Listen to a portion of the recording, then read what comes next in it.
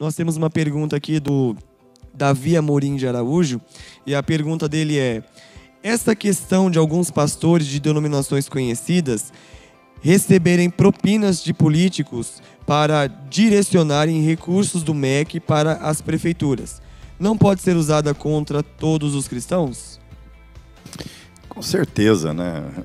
Assim, agora, são coisas complexas, né? Nós tivemos, desse barulho todo, das notícias relacionadas a verbas do MEC, nós tivemos 3 prefeitos fazendo acusação de que foram cobrados, né, lhes foi cobrada aí propina para que liberassem verbas do MEC.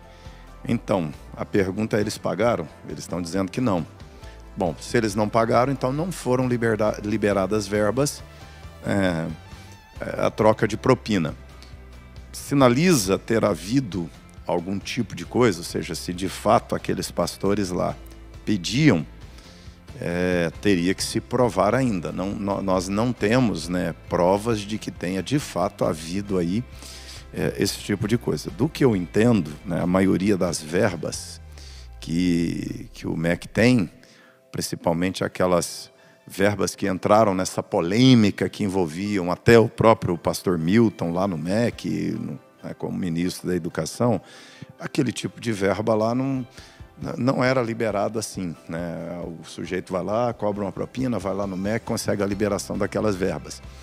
Né? Aquelas verbas, né, do que eu sei, e, né, li sobre o assunto e conversei com pessoas dentro do MEC, eram verbas que, na verdade, tinham um formulário que os prefeitos ou diretores de escola preenchiam e o MEC destinava aquelas verbas direto lá para a escola, ou várias delas iam direto para a escola, nem para a prefeitura. Agora, no Brasil, nós sabemos que há corrupção em todas as esferas, né? E quando pastores entram na corrupção, é lógico que isso afeta a imagem da igreja inteira. Jesus, parece que tem algumas pessoas que não entenderam o que Jesus falou. Jesus disse que as pessoas por meio das quais vem o escândalo, é melhor pegar uma pedra de moinho, amarrar no pescoço e jogar na água. Olha como Jesus é duro. Jesus disse que era melhor amarrar uma pedra de moinho, pensa num negócio gigante pesado. Jogou aqui, amarrou no pescoço, jogou na água, não boia mais. Vai desaparecer, né? Jesus disse assim: olha, é melhor fazer isso do que ser motivo de escândalo. Quando um pastor, às vezes tem acusação falsa. Nós sabemos que na política brasileira, eu gosto muito de um comentarista político, ele diz que Brasília é um moedor de reputação. Brasília é um moedor de reputação. A política brasileira, além do problema da corrupção, tem um problema da difamação. Se mente muito no cenário político brasileiro. E é terrível, porque tem muito evangélico que também mente muito, mente no púlpito, mente para a igreja, né? Já cansamos de ver gente que pede oferta para uma coisa e dá para outra, né? Ou seja, fica para ele. Então, isso é mentira, isso é engano, isso vira, quando descoberto, em escândalo. E quando vira escândalo, olha o que Jesus falou de quem gera escândalo. Quem gera escândalo gera censura para o ministério da reconciliação.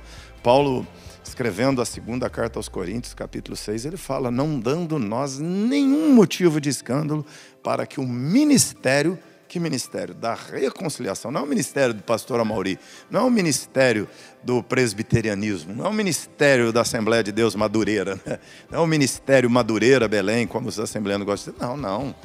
É o ministério da reconciliação. Gerar censura para esse ministério, quem o faz terá que se haver com o dono do ministério, que é Jesus. Se torna inimigo de Jesus. Então, de fato, né? Mas isso não significa que o evangélico tem que se afastar da política, não. O evangélico tem que entrar na política, a ordem bíblica é ser sal e luz em todas as camadas da sociedade, da política, do mercado, do judiciário, da educação, do lazer, do entretenimento, de tudo. O cristão tem que se miscuir, né? E como sal, o sal, quando Jesus fala, para fechar aqui, o sal não é sal de tempero. Às vezes nós lemos o texto bíblico com a cultura de hoje e nós achamos que Jesus está falando de tempero. Não. Jesus está dizendo que o sal é o conservante. Era com o sal que se conservava a carne. E como o sal pode ser útil? O sal tem que se esfregar na carne para que ela não apodreça. Sal sem sabor, que se esfrega na carne, se apodrece junto com a carne. O sal sem sabor é o sal sem cloreto de potássio, muitos outros tipos de pó branco, mas não tem cloreto, né? Então, ele não tem mais a essência de sal, ele não mata as bactérias. Então, tem muita coisa, muita gente que diz que é cristão, mas é um sal misturado, um sal sem sabor. Então, ele se mistura na carne e apodrece junto com a carne. O sal verdadeiro se esfrega na carne, ele tem que se esfregar na carne para não deixar a carne apodrecer. A missão da igreja é se esfregar na sociedade para não deixar a sociedade se corromper, apodrecer.